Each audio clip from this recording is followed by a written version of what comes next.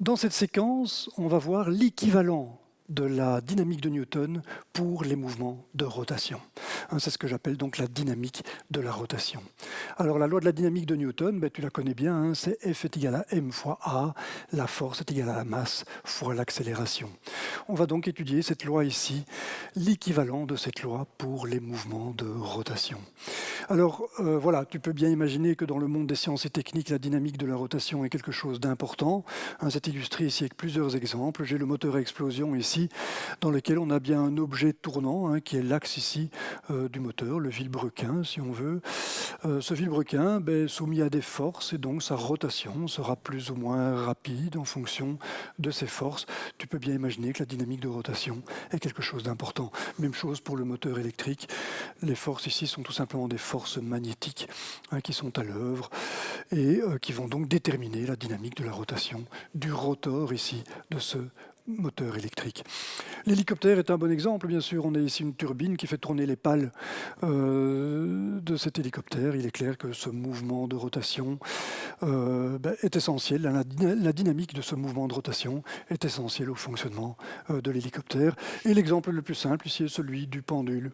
Le pendule qui est soumis ici à la force gravitationnelle. Et voilà, il en résulte un mouvement particulier qu'on peut considérer comme un exemple de dynamique de la rotation. Alors juste une petite remarque avant de commencer ici, c'est la notion de moment d'inertie. On verra que la dynamique de la rotation fait apparaître un nouveau concept qu'on appelle le moment d'inertie. Alors voilà, je vais introduire dans la dynamique de la rotation avec le pendule. Mais je ne vais pas considérer un pendule dans le champ gravitationnel. Donc voilà le pendule que je vais considérer. Tu dois le considérer dans un plan horizontal. Donc la masse que j'ai ici n'est pas soumise à une force de gravitation vers le bas. Tu dois faire l'effort de considérer que l'écran de ton ordinateur est mis à l'horizontale et que ce pendule ici va tourner à l'horizontale grâce à un axe ici rigide. Donc la tige ici tient à 90 degrés ici de l'axe du pendule. Cet axe est rigide, donc à 90 degrés. Et je vais supposer bien sûr que la rotation ici est idéale, se fait sans frottement. De même que je vais supposer que la tige rigide ici qui maintient la masse m, elle est elle-même sans masse. Sa masse peut être négligée. Voilà. Donc je vais soumettre cette masse à une force que je vais considérer comme constante. Alors voilà, on a un objet qui possède une certaine masse qui subit une force. Tu peux bien imaginer qu'il va subir une accélération qui va se manifester ici par une rotation accélérée, on pourrait dire. La voilà. Voilà, donc au départ la vitesse est lente, elle accélère, et puis bon, je vais l'arrêter ici à l'horizontale, sinon j'atteindrai vite des vitesses de rotation extrêmes. Donc voilà, c'est ça que je te propose d'étudier. Que se passe-t-il pour ce mouvement de rotation ici, quand j'ai une force qui est constante sur cette masse m. Alors voilà, on va étudier les choses ici très progressivement. Je représente ici la masse m en mouvement. Les petites traces ici montrent ce mouvement. Je suis en plein mouvement, et donc qu'est-ce qui se passe? J'ai toujours ma force constante ici qui est appliquée, bien sûr. Je vais toujours la considérer comme perpendiculaire ici pour faire simple, pour le moment en tout cas.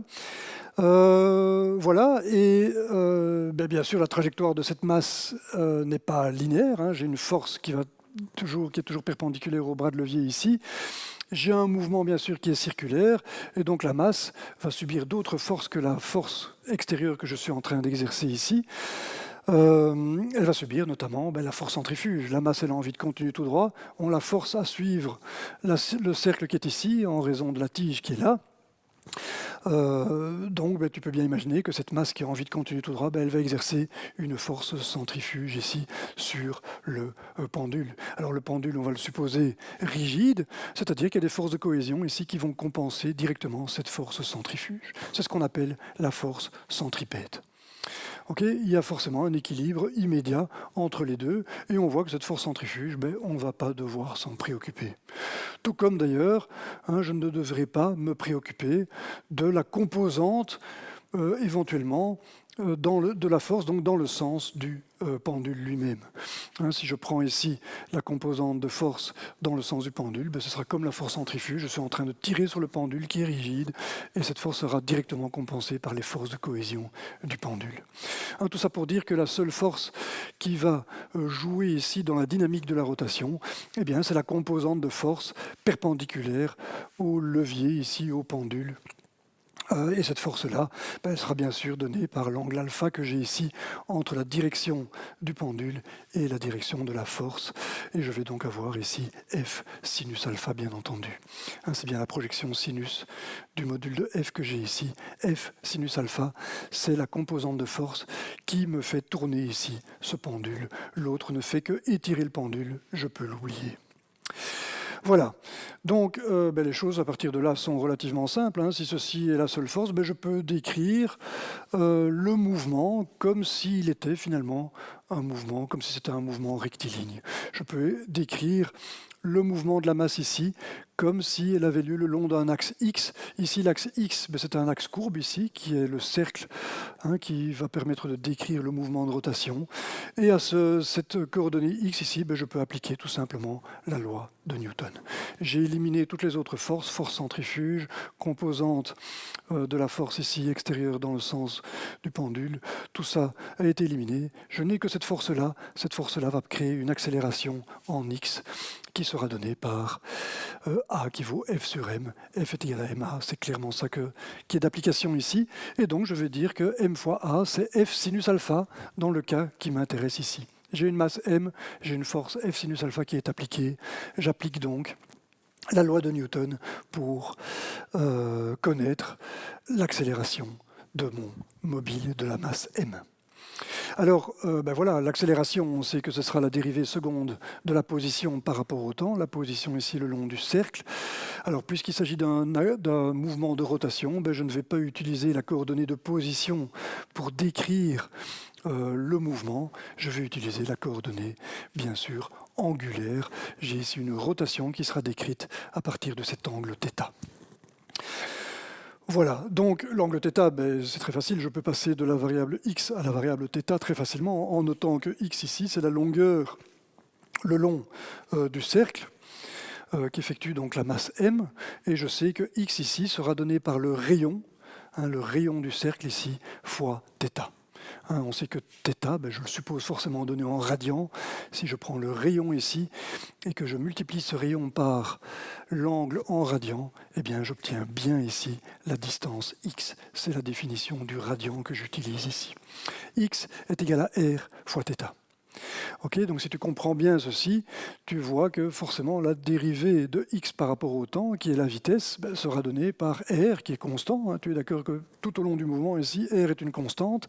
Donc quand je vais dériver par rapport au temps, r est une constante qui sort de la dérivée, et il me restera juste la dérivée de θ par rapport au temps. Ceci, c'est ce qu'on va appeler la vitesse angulaire, bien entendu. Et l'accélération ici qui m'intéresse, je l'obtiens tout simplement en dérivant une seconde fois la dérivée de x. J'arrive à la dérivée seconde de la position, qui me donne donc la dérivée seconde de l'angle par rapport au temps, multiplié par r, bien entendu, qui est toujours une constante. Et donc voilà, dans la loi de Newton, il me suffit de remplacer la dérivée de la position par la dérivée seconde de l'angle. Et je dois juste multiplier par r. d de x sur dt carré, c'est r fois d de θ sur dt carré. Et je l'indique ici. J'ai juste multiplié r avec θ ici. X, ça vaut r θ, et je le retrouve bien entendu ici en dehors de la dérivée.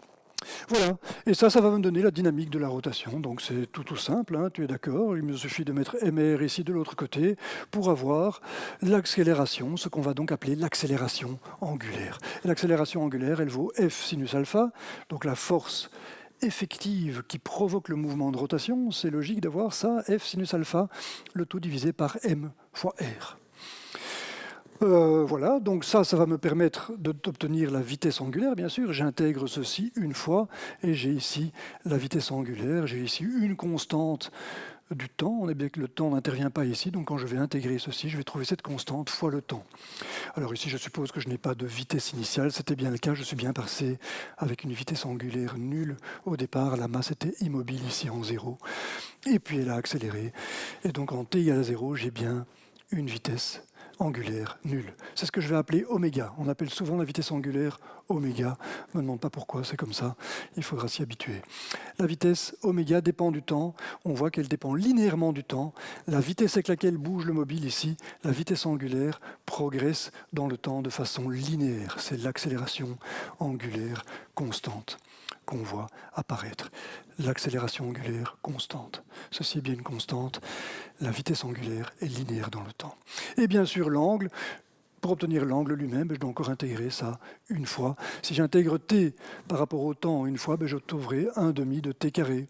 Et je tombe ici sur 1 demi de t carré, avec comme facteur ici l'accélération angulaire, F sinus alpha sur mr, bien entendu. On retrouve ici bien sûr, ce que tu connais bien du MRUA, quand je te disais qu'on ferait l'équivalent de la loi de la dynamique de Newton, eh bien c'est une évidence ici.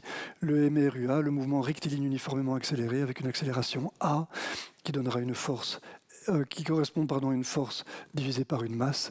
Cette accélération A, on la retrouve ici dans la position. C'est 1 demi de AT carré, la position, si la vitesse initiale et la position initiale sont nulles, ce qui est bien le cas ici. Au temps t égale à 0, je suis bien en 0. Voilà, donc tu vois que c'est relativement simple. Le f sur m ici, on voit ici le f sinus alpha qui remplace le petit f ici, et on voit que m est remplacé par m fois r. Alors ça, c'est pas un mystère, il suffit que je multiplie à gauche et à droite par r pour revoir r θ ici, et retrouver bien sûr le x. Et donc j'ai tout simplement f sur m, x est égal à 1 demi de f sur m t carré, c'est exactement la même chose qu'ici. Tu reconnaîtras que jusqu'à présent, les choses sont ultra simple.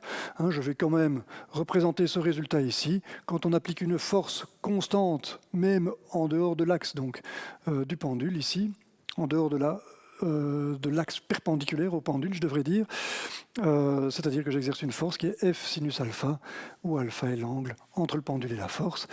Si je fais ça, que cette force est maintenue constante, eh bien, je vois tout simplement apparaître une accélération, un mouvement de rotation uniformément accéléré, l'angle augmente comme le carré du temps, de même que la vitesse angulaire, oméga, augmente linéairement dans le temps. Voilà. Alors, on se demande bien pourquoi on se pose toutes ces questions. Jusqu'à présent, ça ne méritait pas vraiment une séquence Clipédia spéciale pour la dynamique de rotation, mais tu verras dans quelques secondes que les choses peuvent être bien plus subtiles. Les choses subtiles commencent maintenant. Admettons que ici, j'ai maintenant un bras de levier, qui est toujours le pendule ici que je vais donc supposer sans masse. Cette tige ici est de masse négligeable par rapport à la masse m. Mais tu constateras que cette fois-ci, j'applique la force à un endroit différent de la masse m. Et là, les choses vont se compliquer. Parce que j'ai donc une force ici, en toute généralité, en dehors de la perpendiculaire ici au bras de levier. Et cette force donc s'applique à un endroit différent. Le point d'application de la force n'est pas la masse m elle-même. Alors, voilà, je peux déjà résoudre le problème en me disant que la composante longitudinale de la force ne m'intéresse pas. La seule force qui fait tourner le dispositif, c'est la force ici verticale qui est F sinus alpha, alpha étant l'angle entre le pendule et la force F. On commence à y être habitué. Donc voilà, on a déjà résolu partiellement le problème, mais maintenant le tout, c'est de savoir quelle est la force que subit la masse m. Si je veux appliquer la loi de Newton comme je viens de le faire pour la masse m ici, je dois résoudre un problème. On est d'accord que la force que j'exerce ici, F sinus alpha, ce n'est pas la même que j'applique ici, sur la masse m. Et je dois donc résoudre ce problème. Et pour résoudre ce problème, je te propose de l'aborder à partir de la notion d'équilibre dynamique. Alors si tu comprends bien ça, tu comprendras bien la suite de cet exposé. Donc essaie de bien comprendre ce que je cherche à t'expliquer ici. Tu remarqueras ici que j'ai représenté une main qui jette un poids. Cette balle, ça pourrait être une boule de pétanque par exemple. La main jette cette boule de pétanque. Elle exerce donc une force sur cette boule que je peux appeler F. Alors il va bien sûr en résulter une certaine accélération, de cette boule une accélération qui va provoquer une force d'inertie sur la main. Et il est clair que, comme Newton le dit, la troisième loi de Newton le dit, les forces apparaissent toujours par couple. La force que toi tu ressens pour jeter la boule, tu la ressens aussi dans ta main. C'est une force de résistance. La boule va résister au mouvement en provoquant une force sur ta main, une force en arrière, bien sûr. Ta main va avoir du mal à bouger parce qu'elle est retenue par la boule. C'est ce que je vais appeler la force d'inertie. Et donc cette force F-là combat la force d'inertie. Et il est clair que cette force d'inertie est égale à la force F. On peut le voir comme ceci. En fait, quand on dit que F est égal à MA, en fait, on dit, quelque part, ceci exprime l'inertie. Le M ici, ça représente la source de l'inertie, c'est la masse qui représente la source d'inertie. Et l'accélération, elle représente en fait le fait que la boule ici ne peut pas changer sa vitesse d'un seul coup. C'est une accélération qui sera donnée. Et cette accélération sera donnée précisément par l'équilibre entre la force d'inertie, qui est la masse fois l'accélération, et la force F. Donc tu exerces une force F sur une boule qui a une certaine masse m. L'accélération de la boule sera telle que la force d'inertie qui en résulte de cette accélération, m fois a, est égale à f. C'est ça qu'exprime la seconde loi de Newton. Et ça, je vais l'appeler la condition d'équilibre dynamique.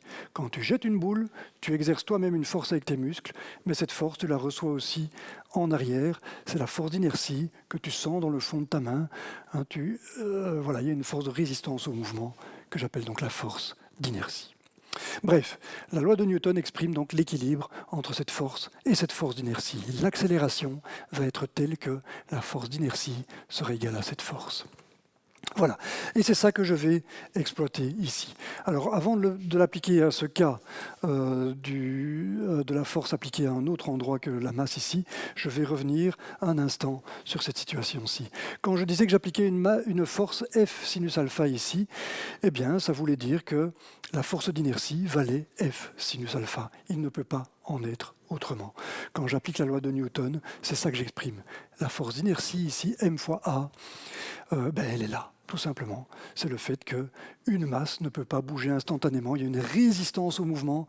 Si j'applique F sinus alpha ici, ça veut dire que je combats cette force d'inertie. Voilà. Et bien sûr, rappelle-toi que la force longitudinale ici est directement compensée par la rigidité du pendule, de même que la force centrifuge, qui est aussi une forme de force d'inertie, en fait, qui est due au fait que la masse change de direction constamment. Cette force de centrifuge, qui est aussi une force d'inertie, est aussi compensée donc par la rigidité du pendule. Donc je peux bien me contenter de dire que cette force F sinus alpha compense exactement la force d'inertie. C'est bien ça qu'on a appliqué. Quand j'ai appliqué la loi de Newton à ce mouvement circulaire tout simple, c'est ça en fait que j'ai exprimé. Voilà, donc ça c'est ce que je vais appeler l'équilibre dynamique. Il y a égalité entre force appliquée et force d'inertie. Alors on appelle bien ça équilibre dynamique, parce que ça ne veut pas dire bien sûr que le pendule ne bouge pas, que du contraire, bien sûr, cette force d'inertie n'existe que parce que le pendule bouge, que parce que j'ai une force ici appliquée. Alors donc fais bien attention, je parle bien ici d'équilibre dynamique. L'équilibre dynamique qui ici pour le MRUA s'exprime simplement comme étant l'égalité de F avec FI, c'est l'égalité qui est ici. Voilà. Donc je vais maintenant revenir à mon problème. Comment connaître la force que j'exerce ici sur cette masse à partir d'une force appliquée à un autre endroit ici sur ce pendule qui apparaît donc comme un bras de levier en quelque sorte. J'applique une force F sur ce bras de levier, je sais qu'il n'y a que F sinus alpha qui apparaît, qui sera utile. Qu'est-ce qui se passe quand j'applique donc F sinus alpha à ce levier ? Qu'est-ce qu'il va y avoir ici comme force ? Eh bien, pour aborder ça, je vais l'aborder à partir de cette notion d'équilibre dynamique. Je sais que cette force va provoquer une accélération, tu peux bien t'en douter. Si j'exerce une force vers le haut ici, qui n'a pas de frottement sur l'axe ici, cette masse va monter, elle va donc résister au mouvement et elle va offrir ici une force d'inertie. Et voilà, et maintenant je vais profiter de cet équilibre dynamique et je vais tout simplement dire que cette force d'inertie, elle compense exactement la force qui est ici. Il ne peut en être autrement. J'exerce une force ici, le système va se mettre en mouvement, il y a une force qui va être appliquée vers le bas, et ici je me retrouve donc devant un problème de levier avec une force motrice et une force résistante qui apparaît comme une force d'inertie. OK. Donc, je vais tout simplement exprimer ici la loi des leviers. J'ai un certain bras de levier résistant ici, R fois FI, qui me donnera donc le moment de la force d'inertie. Et ici, j'ai RF fois F sinus alpha, qui sera le moment de la force appliquée. RFI, le moment de la force d'inertie, qui serait égal à RF, donc qui est la longueur, pardon, qui est la distance du point d'application de la force extérieure, pardon, à la distance donc, de ce point d'application à l'axe de rotation, c'est RF, j'oublie de le dire. F est là pour force F, bien entendu, pour te rappeler que c'est bien le point d'application de la force F. Voilà, donc j'ai bien ici le bras de levier correspondant à cette force motrice F sinus alpha. Et ceci est donc bien la loi des leviers, tu es bien d'accord. On retrouve la notion de moment de force de part et d'autre d'ailleurs. Voilà, donc ça me donne Fi, bien sûr, ceci. Ceci me dit que Fi ne peut être égal que à Rf sur R fois F sinus alpha. Et là, on rentre dans une certaine complexité, tu l'admettras, qu'on va essayer de clarifier ici progressivement.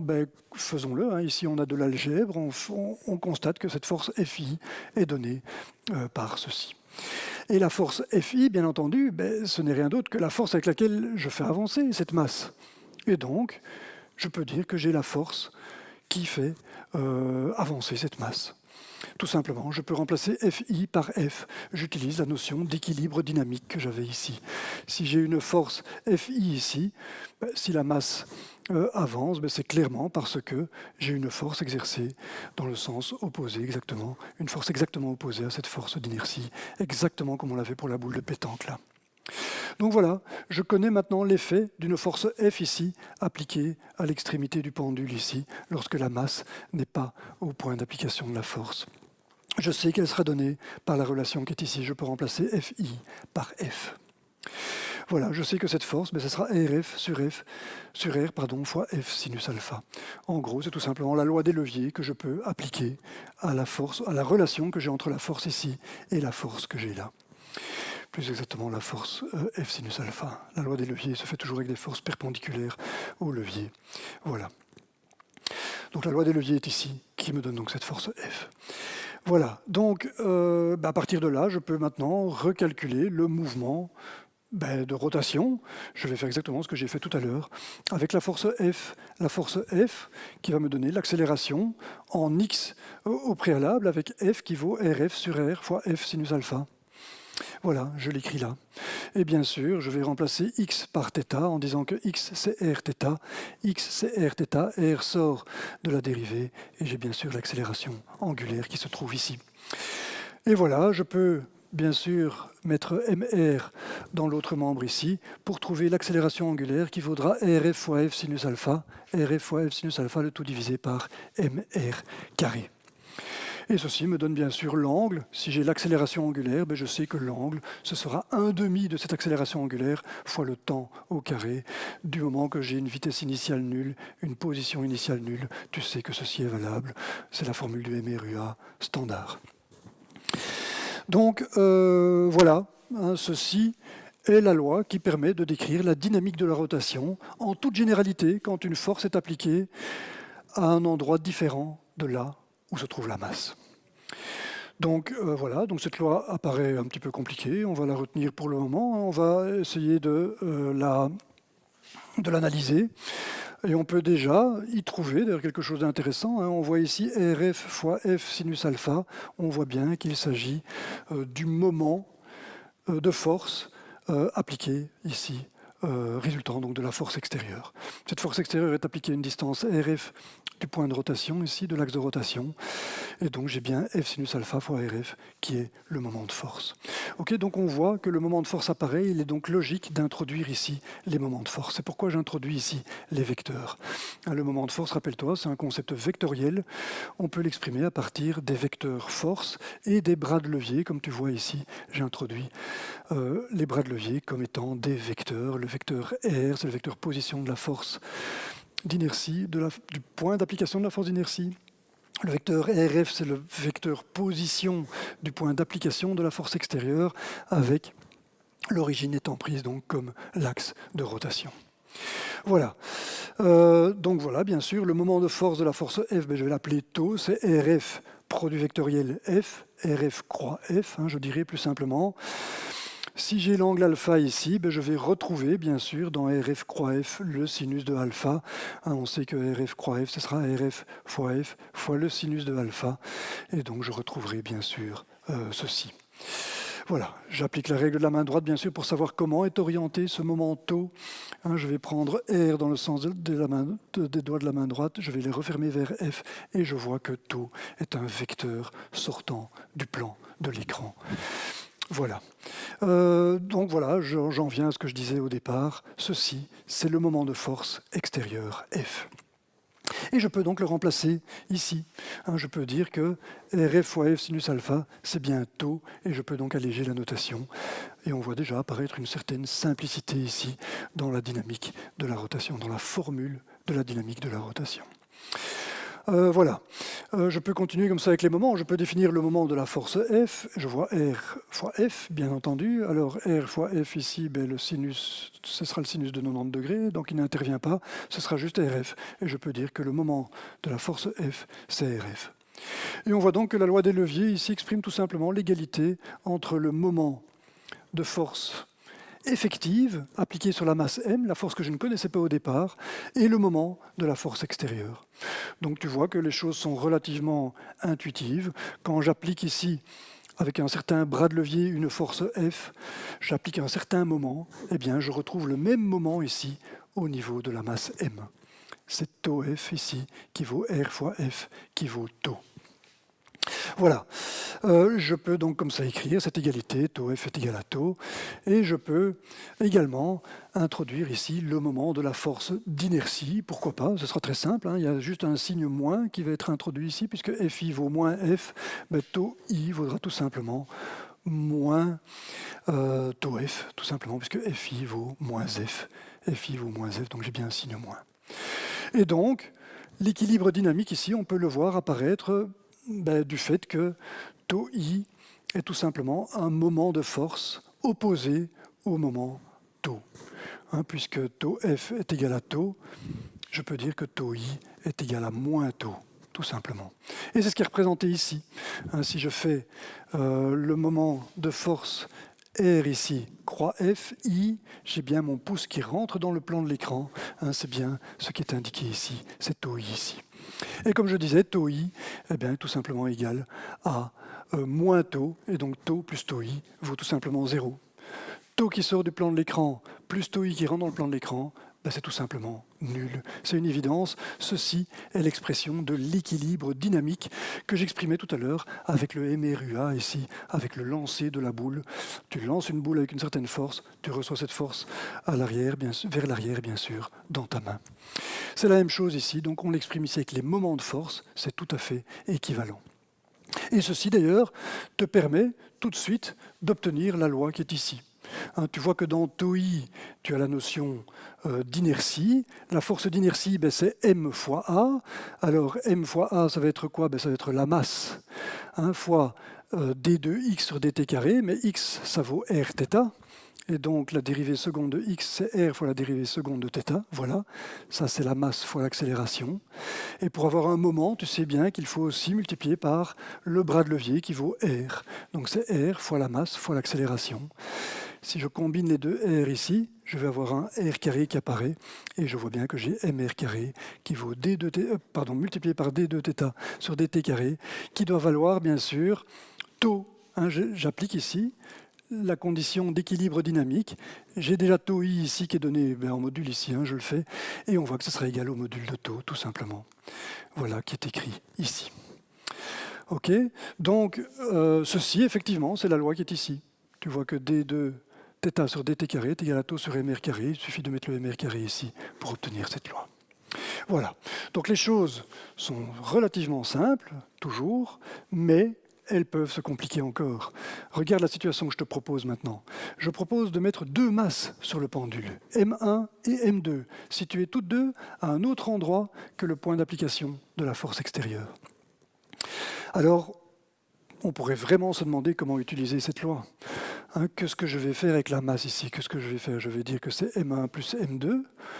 Ben non, pas vraiment, parce que le R aussi, ici, le R, ben, je vois que j'ai deux distances différentes pour les forces. Je vais en parler plus tard, ça. Donc j'ai une certaine distance ici, une certaine distance ici. On voit qu'on est un petit peu mal à l'aise. Comment appliquer cette loi ici à cette situation plus générale d'un pendule sur lequel j'ai une certaine distribution de masse? Tu reconnaîtras que ce n'est pas évident du tout.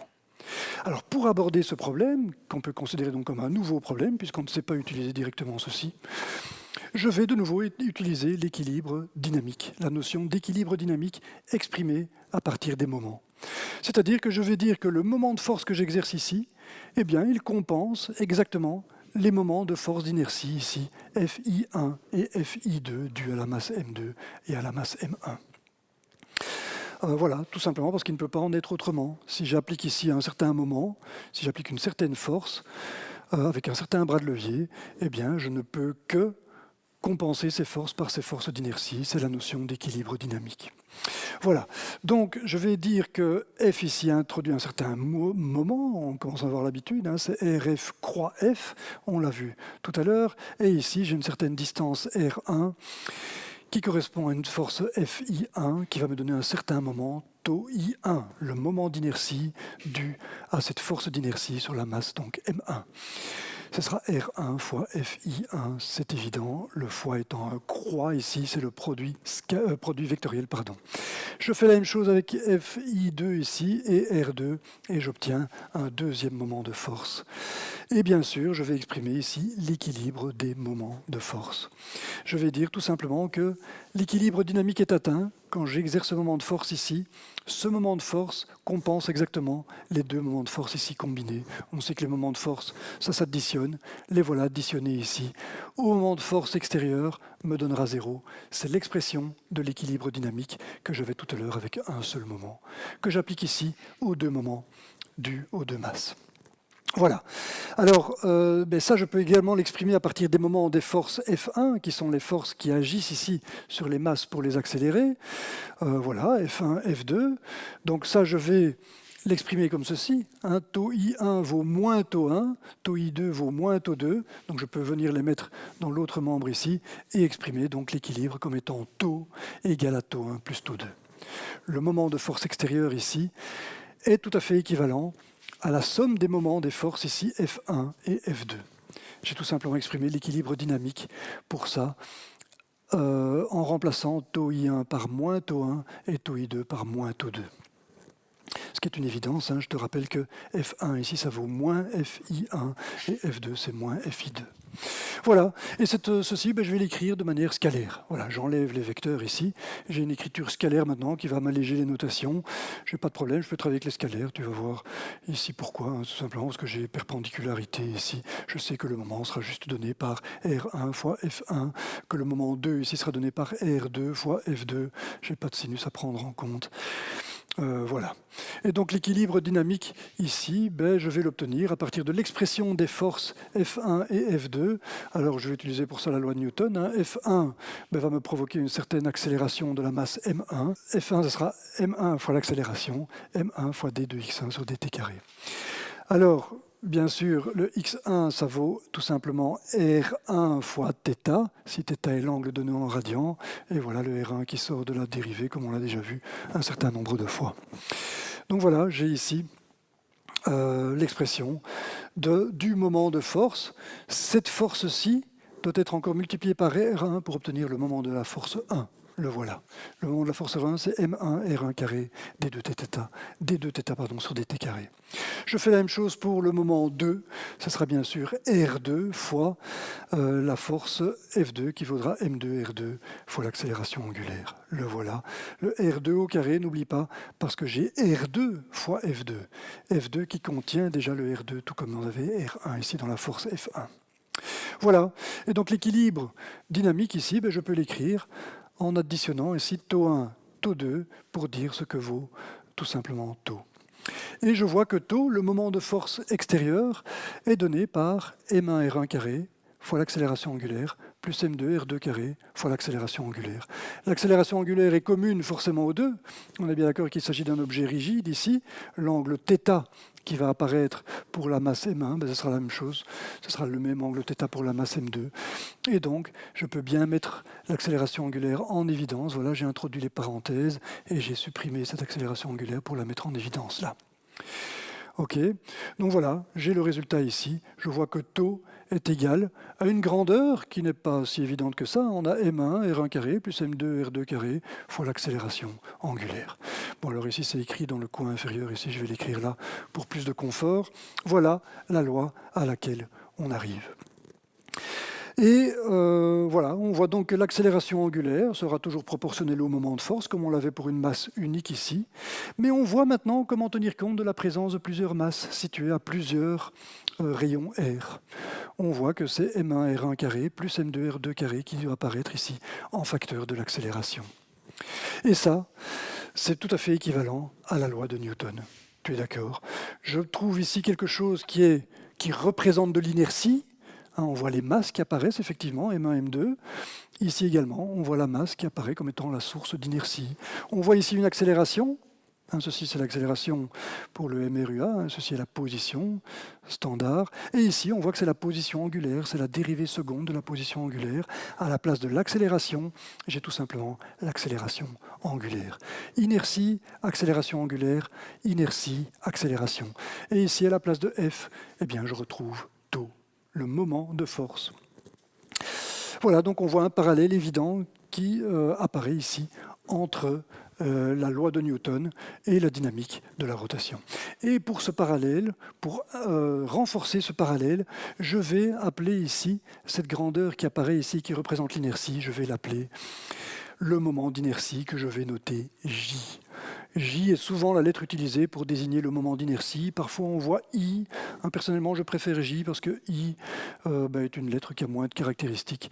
Voilà, J est plus reconnaissable. J représente donc le moment d'inertie de ce pendule particulier qui possède deux masses situées à des distances R1 et R2. Ce moment d'inertie vaut M1 R1 carré plus M2 R2 carré.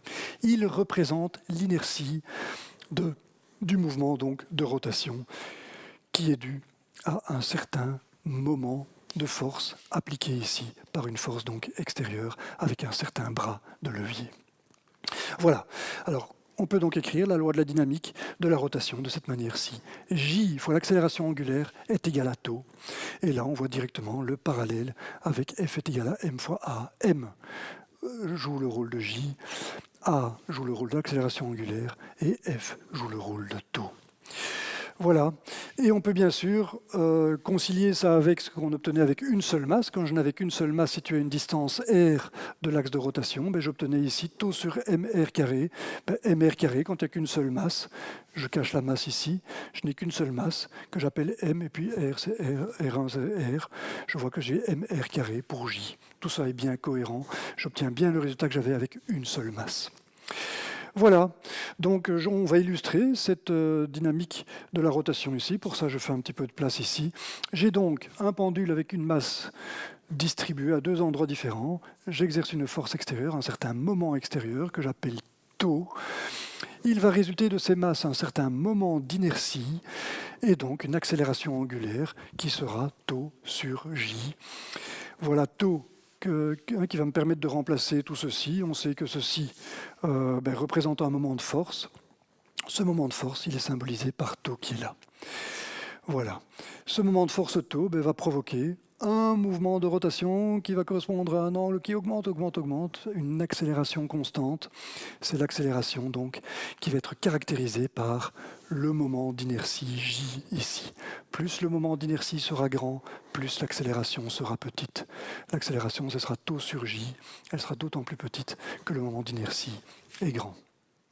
Voilà, alors on peut un petit peu étudier cette situation. Il faut bien prendre conscience du fait que le R1, ici, c'est la distance à laquelle se trouve la masse M1, que R2, c'est la distance à laquelle se trouve la masse M2. Alors voilà, si je supprime la masse M2, je supprime ceci, c'est ce que j'avais déjà dit tout à l'heure, c'est ce qu'on obtenait pour une seule masse. Quand j'ai une seule masse, je peux dire que son moment d'inertie de cette masse, c'est M1 fois R1 carré.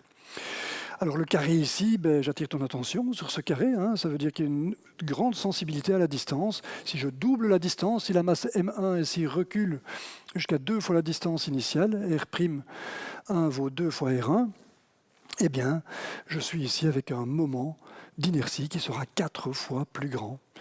R1', c'est 2 fois R1, le 2 est au carré, j'ai donc bien un 4 qui apparaît. Ça veut dire concrètement que l'accélération angulaire sera bien 4 fois plus petite. C'est important, on recule d'un facteur 2 en distance, on obtient un moment d'inertie 4 fois plus grand. L'accélération sera 4 fois plus petite pour un même moment appliqué, bien entendu. Voilà, alors on peut maintenant généraliser tout ça. Qu'est-ce qui se passe si j'ai un pendule encore plus compliqué, cette fois-ci avec une masse qui sort ici de l'axe? On pourrait se poser la question, est-ce que tout ce que j'ai fait est valable pour une troisième masse ici qui sort, qui n'est pas alignée sur les deux autres? La réponse est oui, c'est très simple. Il suffit de voir ça grâce à la notion de force d'inertie. La force d'inertie ici, puisque le mouvement se fait toujours perpendiculairement au rayon ici, la force d'inertie, elle est là. Et elle serait exactement la même si cette masse était ici, entre les deux masses M1 et M2. Ce que je peux faire d'ailleurs, pour t'en convaincre, voilà, la force serait toujours perpendiculaire ici, la force d'inertie. Voilà, il n'y a rien qui changerait, bien sûr, si cette masse M3 était ici, entre la masse M1 et M2. Il est clair que cette force FI3 provoquera un moment qui est tout à fait équivalent que cette force-là, FI3, puisque la distance ici est la même que là, bien sûr. J'ai reculé ici avec une distance conservée. Et je peux donc dire que le moment de force totale, le moment de force appliquée, plus les moments de force résistants ici, qui sont les moments de force d'inertie, seront égaux à 0. Que la masse soit ici ou là, ça reviendra au même. Je peux supprimer celle-ci et j'aurai toujours l'équilibre dynamique qui sera inscrit comme ceci. Voilà, et je pourrais donc toujours définir ici le moment d'inertie comme étant la somme des masses fois la distance à laquelle elles se trouvent au carré. Voilà, c'est tout simple. On a R1 qui est là, R2 qui est là, R3 qui est là, tout simplement. Le fait que M3 soit en dehors d'un axe unique ici n'a aucune importance. On peut distribuer les masses où on veut. Tout ce qui compte, c'est la masse elle-même multipliée par le carré de la distance qui la sépare de l'axe de rotation. Voilà, et donc on peut écrire ceci comme étant la somme des masses fois leur distance au carré. Le n ici court de 1 à 3. C'est l'écriture contractée ici de cette somme de 3 moments d'inertie pris séparément qui s'ajoutent l'un à l'autre. Ceci est important comme remarque. Le moment d'inertie est un concept physique qu'on pourrait dire additif. Quand on a un objet avec des masses séparées comme ceci, je peux dire que le moment d'inertie de l'objet est la somme des moments d'inertie pris séparément.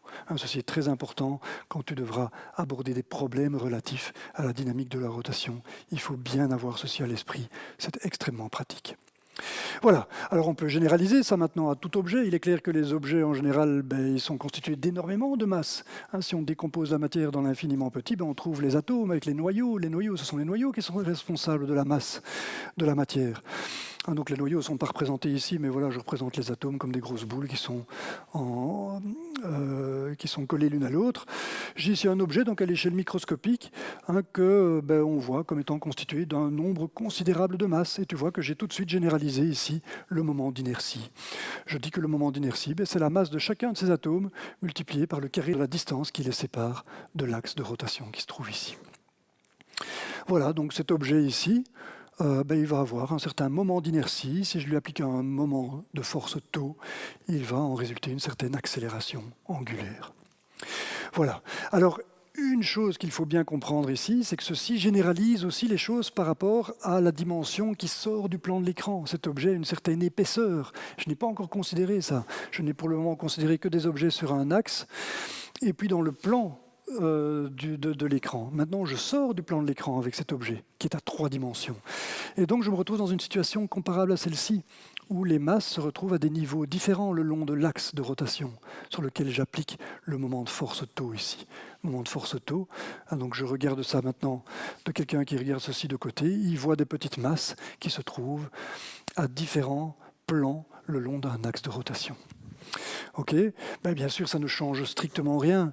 Hein, il est clair que les forces d'inertie ici, si j'applique le moment de force taux par là, ben, il est clair que j'ai des forces d'inertie qui combattent ce moment de force. Puisque l'accélération va avoir lieu par là, ben, les forces sont appliquées dans un plan horizontal ici. Voilà. Hein, pour voir ça plus clair, si on regarde ça par-dessus l'axe ici, en vue du haut ici, ben je vois apparaître les forces d'inertie ici, FI1, FI2, FI3, qui sont toutes perpendiculaires, comme ceci, à l'axe de chacune des masses ici par rapport à l'axe de rotation. Mais ce qui est important, bien sûr, c'est de voir que, quelle que soit la hauteur à laquelle ces forces sont appliquées, ben, ça revient strictement au même que si elles étaient dans un même plan. Hein, donc tout ce que je viens de te raconter dans un plan reste valable à 3 dimensions. C'est clair hein, que la condition d'équilibre dynamique, elle va toujours être appliquée de la même façon. Alors j'en profite malgré tout pour bien clarifier quelque chose. Quand je parle de la distance qui sépare la masse de l'axe de rotation, c'est bien une distance par rapport à un axe et pas par rapport à un point.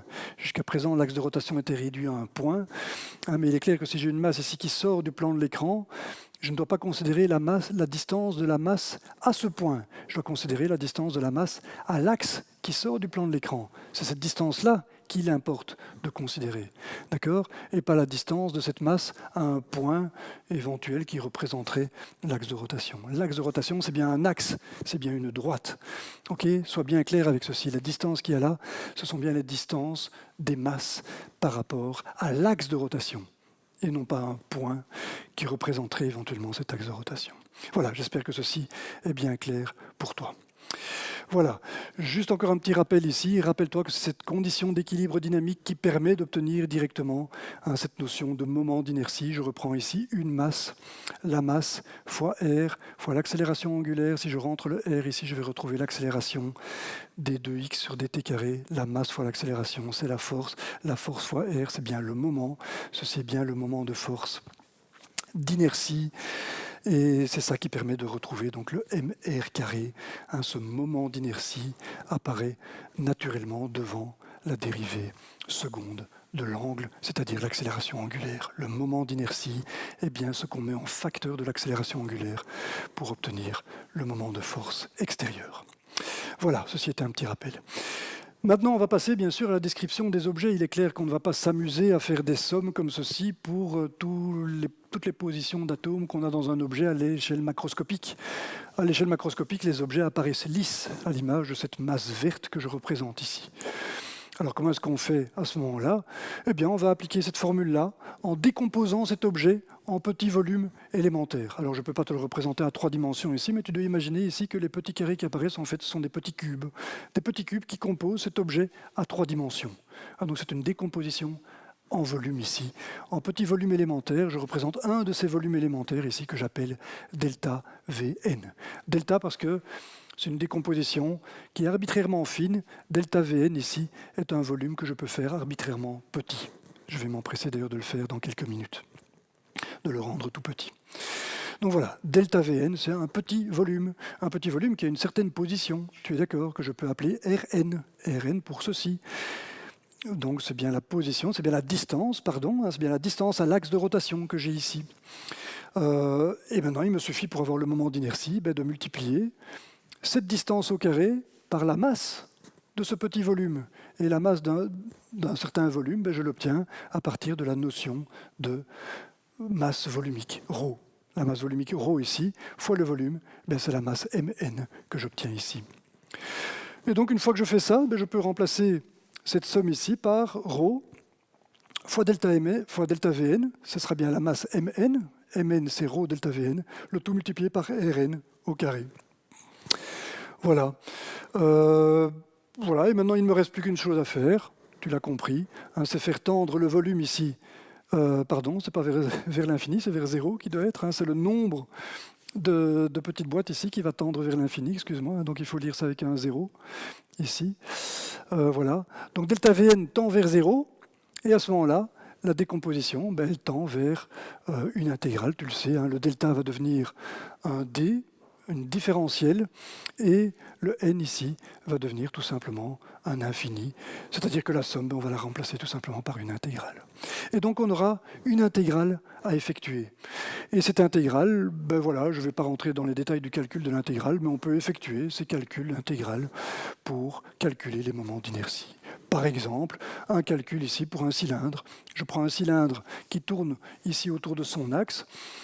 Voilà, si je calcule l'intégrale ici de tous les petits volumes possédant une certaine masse ρ delta Vn avec, multiplié par leur distance au carré. Donc tu dois imaginer que je fais ça pour tous les petits volumes qui composent ici, multiplié par ρ et par la distance au carré. Et bien, quand on fait le calcul de l'intégrale, on tombe sur une expression relativement simple qui est 1 demi de m r carré. R étant le rayon du cylindre et m étant la masse du cylindre, la masse complète du cylindre. On retrouve bien les unités du moment d'inertie, une masse fois une distance au carré, c'est bien cohérent. Voilà, le résultat est particulièrement simple. Le ρ, bien sûr, est caché ici dans la masse totale. Voilà. Donc tu vois que ce n'est pas si compliqué que ça. On peut faire la même chose pour une sphère. On va trouver 2/5 de mr carré, toujours, r étant le rayon de la sphère. Tu remarqueras que c'est particulièrement simple. On peut également faire des calculs approchés. Par exemple, si je prends un cylindre, mais cette fois-ci qui tourne par rapport à un axe qui est perpendiculaire à l'axe du cylindre lui-même, tu le vois ici, l'axe de rotation est toujours vertical ici. Ben voilà, on peut faire des calculs approchés, et un calcul approché, si le rayon du cylindre est petit par rapport à sa longueur ici, ben on peut montrer que ça donne 1/12 de ml carré. Voilà. Alors on peut aussi faire le calcul exact, c'est pas si compliqué que ça, il y a tout simplement le rayon qui intervient dans la formule ici après. Mais voilà, c'est pour te dire qu'on peut aussi faire des calculs approchés, si les objets sont de petites dimensions transverses ici. On peut appliquer ce type d'approximation. C'est bien à peu près égal que j'ai écrit ici.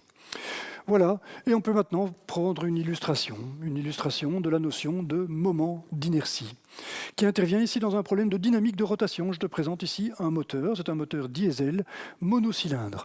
Un moteur diesel monocylindre qu'on trouve d'ailleurs dans certains bateaux, c'est des moteurs marins bien souvent, ces moteurs-là. Et voilà, comme on a un seul cylindre ici, on a une dynamique de rotation bien particulière. On met en rotation ici le vilebrequin du moteur à partir d'un mouvement linéaire. On a une explosion qui est la période rouge ici, mais à partir de l'explosion, donc on a bien une détente, et puis on doit faire l'échappement, et puis faire l'admission, et puis faire la compression. Donc il y a 3 temps sur 4 qui sont consacrés à autre chose que de la récupération d'énergie. Ces 3 temps sur 4, ils consomment bien sûr de l'énergie. Et si on n'avait pas une certaine inertie à ce moteur, il ne fonctionnerait tout simplement pas. Et donc ce qu'on fait ici, c'est qu'on introduit un moment d'inertie J, très important dans ce gros disque ici qui tourne, un anneau plus exactement qui tourne. Alors voilà, on va calculer ici le moment d'inertie de ce volant. On appelle ça un volant d'inertie d'ailleurs. Ce volant va permettre en fait de donner de l'inertie ici au mouvement de manière à pouvoir entraîner le moteur pendant les 3 temps pendant lesquels il ne produit pas, pendant lesquels il ne reçoit pas de la force de l'explosion ici du diesel.